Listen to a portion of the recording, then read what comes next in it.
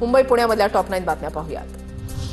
पुढील 48 तासांमध्ये मुंबई शहरासह उपनगरामध्ये विजांच्या कडकडाटासह पावसाचा इशारा। मुंबईसह परिसरात काही ठिकाणी 30 ते 50 किलोमीटर प्रति तास वेगाने वारे वाहतील, हवामान खात्याचा अंदाज।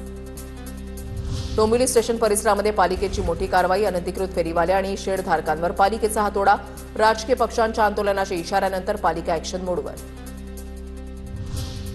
मुंबई बंदर प्राधिकरणाकडून मरीना प्रकल्पाचं नियोजन पूर्ण। खासगी यॉट किंवा बोटी उभ्या करण्याचा तळभाऊचा धक्का किनारपट्टीपासून समुद्रामध्ये अर्धा किलोमीटरहून अधिक अंतरावर असणार। प्रकल्पांतर्गत 424 यॉट किंवा बोटी उभ्या करण्याची सोय।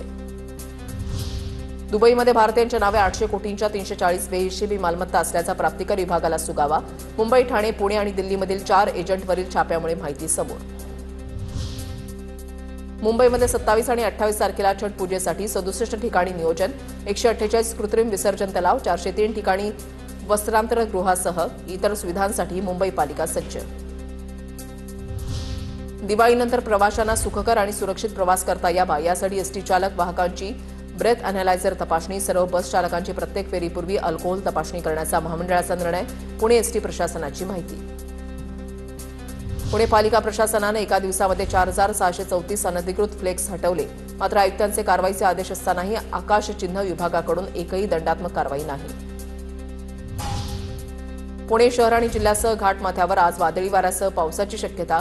पुढील 2 दिवस पावसाची शक्यता। पुणे वेधशाळेकडून येलो अलर्ट जारी। दिवा ते चिपळूण मेमू ट्रेन आता कायमस्वरूपी धावणार। मध्य रेल्वेकडून कोकणवासियांसाठी दिलासादायक निर्णय। नवी मेमू दिव्याहून सकाळी 7:15 वाजता सुटणार।